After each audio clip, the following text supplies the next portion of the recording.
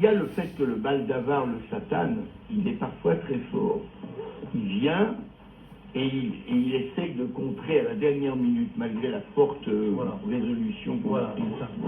Mais s'il arrive à faire valoir ses arguments, c'est qu'on n'a pas vraiment pris la décision.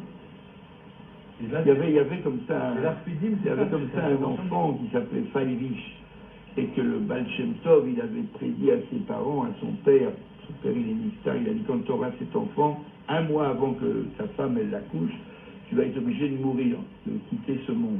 Tu veux quand même, parce qu'il n'avait pas d'enfant. Il a dit j'accepte.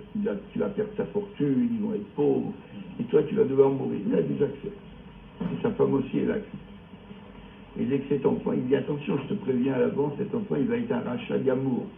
Il va faire toutes les fautes possibles, imaginables. Mais il dit, est-ce qu'il va faire tchouva un jour? Il dit oui, il va faire tchouva un jour. 2 ans après son mariage, il va faire une tchouva complète. Ah, il a j'accepte 100%.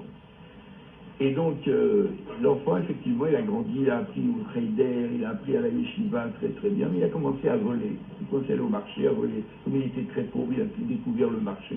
Il y avait plein de fruits, plein de pâtisseries, les femmes apportaient dans des cajots. Il a commencé à voler. Et donc, elles se sont plaintes parce qu'elles ont su qui les volait. Et le Baal Shem Tov a dit, je vous promets qu'il ne volera plus. Et il a convoqué le jeune homme, et il lui a dit, pourquoi tu voles des gens pauvres comme toi, qu'est-ce que tu vole des riches. Ça, il lui a dit, bah, alors il a arrêté de voler les pauvres, il est parti dans les magasins, il était tellement habile que personne ne pouvait le prendre sur le feu. Il volait dans les magasins le soir, il savait comment ouvrir, personne, il n'y avait pas d'effraction. Et eux aussi, ils se sont plaints au Baal Shem Tov, le Baal Shem Tov l'a convoqué, il a dit, pourquoi tu voles des juifs? Tu n'as pas le droit de voler des juifs. Il avait beaucoup étudié, il avait une bonne tête. Il a dit, oui, c'est vrai. Et alors, va dans une autre ville, qu'on te connaisse pas. Certainement encore le Baal Shem Tov. Va dans une autre ville. Alors, il a quitté Medjibot, il est parti dans une autre ville, il est parti à Mezrich, à Berdichov. Ouais. Et là-bas, il a commencé aussi à voler. Et à un moment donné, non, il n'a pas commencé à voler. Il a pris tout ce qu'il a. Il a commencé à commander une troupe de gangsters, de brigands. Ils l'ont pris comme chef parce qu'il volait mieux qu'eux. Il était très habile. Il a accumulé un butin pas possible. Un jour, le Baal Shem Tov le convoque. Il dit, mais non. Alors un jour, il voit venir vers lui un monsieur. Il dit, voilà, je suis ton père, je viens de Olam à Emet. On ne va pas laisser tranquille là-haut. Pourquoi tu fais ça? Il dit, je suis avec une bande, maintenant il ne me laisse plus partir. Il dit, tu sais quoi, envoie-les voler sans toi une fois. Ils vont se faire prendre par la police, ils vont se faire mettre en prison. Toi, tu seras libre de repartir et de faire tuer. Et ça s'est passé comme ça. Et lui, il a voulu tester si c'était vraiment comme ça. Donc il a fait comme ça. Et il a pris tout le butin, il a mis dans une voiture, ils avaient des carrioles, ils avaient des chevaux, ils avaient tout, c'est un gang très très riche. Et il est parti dans une autre ville, il s'est installé dans une auberge.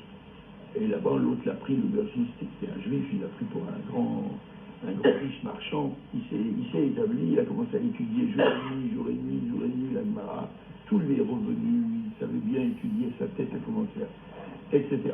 Et un jour, le père l'avait averti, il lui a dit, tu sais, dans la ville où tu vas aller, c'est là-bas que t'attends la femme pour laquelle tu es né. Et l'aubergiste, il a vu que c'était un jeune homme bien habillé, riche, il paye, rubis sur l'ongle, il cache, etc. Alors, il lui a proposé un chidour, ça n'a pas marché, 2 chidours, ça n'a pas marché, 3, ça n'a pas marché. Pourquoi ça n'a pas marché? Parce que la plupart des beaux-pères, ils voulaient savoir d'où il venait, ils voulaient se renseigner, d'où il était, ils voulaient faire une enquête. Alors lui, il partait. Il ne voulait pas accepter une enquête. Ça se comprend. Parce qu'on va dire dans la ville d'où il vient, c'était un voleur de pommes et de... Donc, jusqu'à ce qu'une dernière fois, de nouveau son père lui apparaît et l'aubergiste qui il était, il passait pour un juge très simple, c'était un mistar, un tzaddik mistar. Alors ils sont venus, ils lui disent, écoute, on sait tout de ton passé, on est tout au courant. Et on va te présenter quelqu'un, la fille d'un tailleur. Et lui, il a l'air aussi très simple, il fait partie de chez nous, et on sait tout de toi, mais on sait que sa fille, elle est pour toi, c'était écrit dans le ciel. Donc il s'est marié avec elle, etc. Pourquoi je vous ai raconté toute cette histoire, rappelez-moi? Ah oui, parce qu'à la fin, alors le Baal Shem Tov ensuite l'a fait venir chez lui. Et il lui a dit, le temps est venu pour toi de faire tchouva. Alors maintenant, il faut que tu saches qu'il faut jeûner toute la semaine. Tu manges bien le Shabbat avec moi, c'est où la sushi, et toute la semaine, tu jeûnes. Et ça s'est passé 1 an comme ça. Et la dernière semaine, avant que le tikkun prenne fin, il a dit maintenant, ce Shabbat-là, tu ne mangeras pas.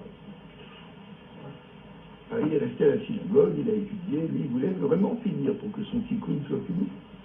Il est resté là. Et à ce moment-là, il y a le Baldavar, le Satan, il vient, il s'assoit à côté de lui, il dit, je ne peux pas rester comme ça sans manger, je réfléchis. Et il sort une grosse challah de son sac, il dit, regarde, très bonne challah, tu peux.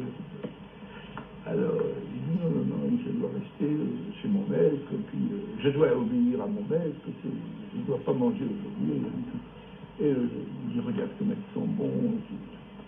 Alors il dit, bon, à la fin, il a cédé, et il s'en va pour se laver les mains, et là, il constate que le bassin, il n'y a plus d'eau.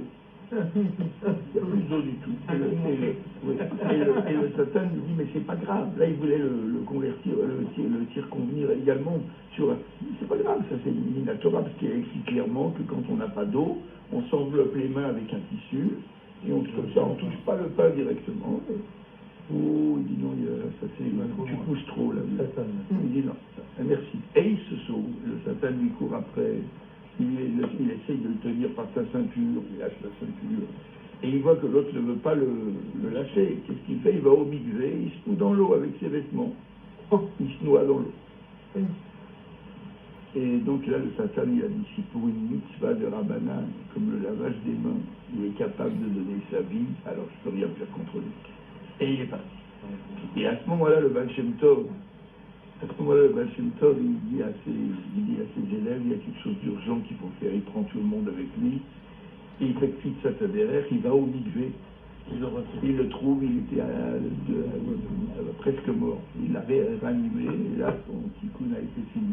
Alors pourquoi? Pour te dire que même quand le Satan veut faire tomber quelqu'un, c'est que profondément, il y a une petite faiblesse. Quand il peut arriver à faire tomber quelqu'un, c'est qu'il y a une faiblesse au niveau de l'intention. Parce que lui, il n'avait pas de faiblesse. Alors, il n'a pas pu. C'est ça la république. Ouais, c'est ça que je voulais dire. Hein? Belle ça, hein.